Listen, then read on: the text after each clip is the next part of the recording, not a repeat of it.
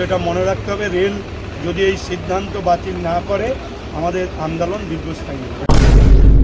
আজ সকাল ৬টায় পূর্ব রেল সিঙ্গুর আন্দোলন লোকাল তুলে দেওয়ার চক্রান্তের বিরুদ্ধে সিঙ্গুর স্টেশনে অবস্থান বিক্ষোভ কর্মসূচিতে রাজ্যের মন্ত্রী বেচারাম মান্না এবং হরিপাল বিধায়ক ডক্টর করবী মান্না সহ সর্বস্তরের জনপ্রতিনিধি ও সিঙ্গুরবাসী।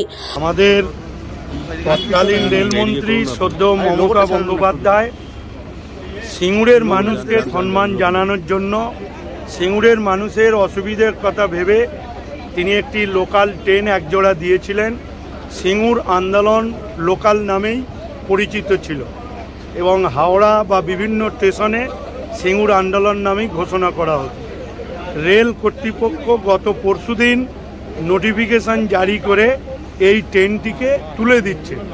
সেজন্য আমরা প্রতিবাদ আন্দোলনে সমবেত হয়েছি এবং আমাদের দাবি যে সিঙ্গুর আন্দোলন যেরকম ছিল সেই রকমই বহাল রাখতে হবে এবং যতক্ষণ না রেল এই সিদ্ধান্তকে বাতিল করছে ততক্ষণ পর্যন্ত আমরা এই আন্দোলন চালিয়ে যাব, কেন এটা সিঙ্গুরের মানুষের আবেগ জড়িয়ে রয়েছে।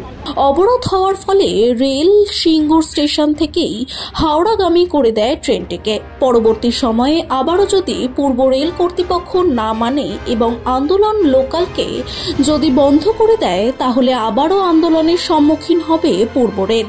কি কথা বললেন রাজ্যের মন্ত্রী বেচারাম মান্না। এখন আমরা গতকাল থেকেই আমরা আবেদন করেছিলাম যে এটা আমরা মানব না, সেজন্যই আমরা এখানে বসেছিলাম ওই লোকাল ট্রেনকে আটকে, যাতে সিঙ্গুর থেকে না যায়। তো রেল কর্তৃপক্ষ তারা আজকের সিদ্ধান্ত নিয়েছে যে হাওড়ার দিকেই ট্রেন যাবে, সেজন্য আমরা হাওড়ার দিকে ট্রেন চলে যাওয়ার পরেই আমরা আন্দোলন আপাতত স্থগিত করলাম। কিন্তু এটা মনে রাখতে হবে, রেল যদি এই সিদ্ধান্ত বাতিল না করে আমাদের আন্দোলন দীর্ঘস্থায়ী হবে। রাতেও তো একটা ট্রেন রয়েছে, সেটা সেই মুহূর্তে যেটা কিছু কথা হয়েছে না, রাতেওর ব্যাপারে আমরা বলেছি যে রাতেও যে সিদ্ধান্ত আছে সেই সিদ্ধান্ত বল।